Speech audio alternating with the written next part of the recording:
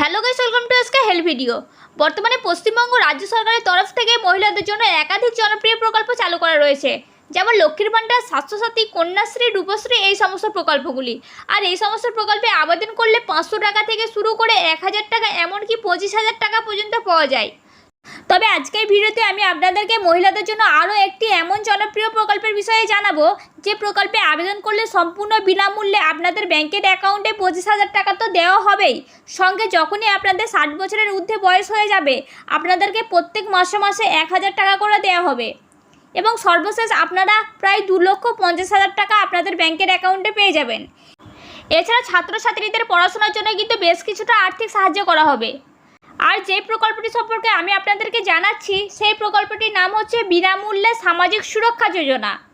তো বর্তমানে রাজ্য সরকারের এই প্রকল্পে আপনারা কারা কারা আবেদন করতে পারবেন, কোথায় আবেদন করতে পারবেন, কবে থেকে আবেদন করা হবে, আর এই প্রকল্পে কি কি সুবিধা পাওয়া যাবে, এই সমস্ত কিছু আজকের এই ভিডিওতে জানাবো। তাই ভিডিওটি সম্পূর্ণ মনোযোগ সহকারে দেখুন।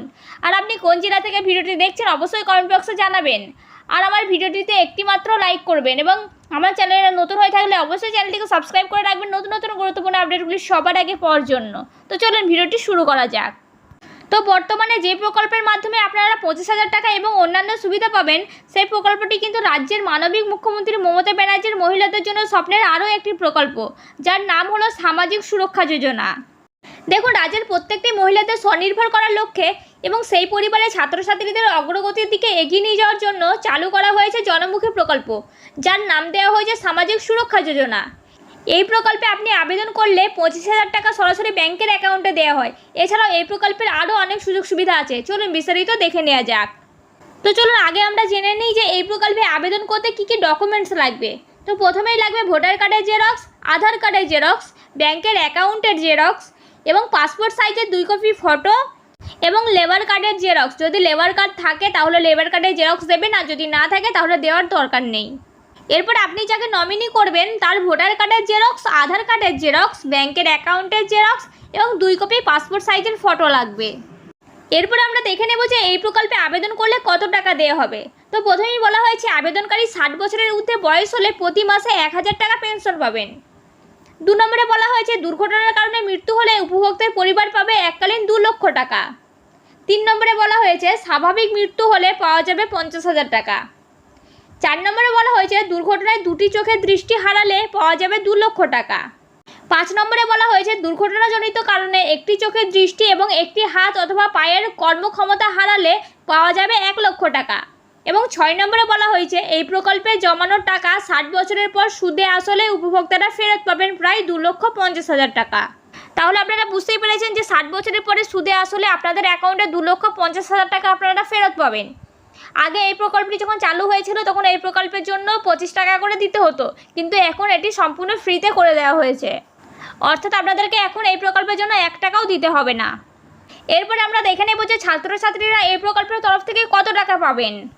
তো প্রথমেই বলা হয়েছে যে একাদশ শ্রেণীতে পড়াশোনা করলে পাওয়া যাবে 4,000 টাকা, দ্বাদশ শ্রেণীতে পড়াশোনা করলে পাওয়া যাবে 5,000 টাকা, এবং ITIতে পড়াশোনা করলে পাওয়া যাবে 6,000 টাকা।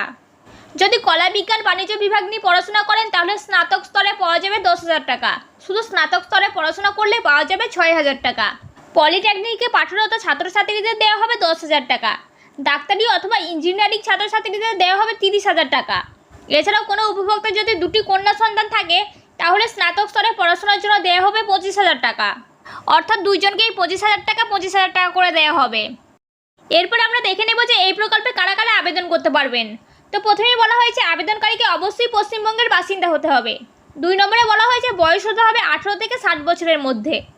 3 নম্বরে বলা হয়েছে পরিবারের মাসিক আয় 6,500 টাকার বেশি হলে চলবে না। এবং 4 নম্বরে বলা হয়েছে আবেদনকারীকে অবশ্যই অসংগঠিত ক্ষেত্রে শ্রমিক হতে হবে।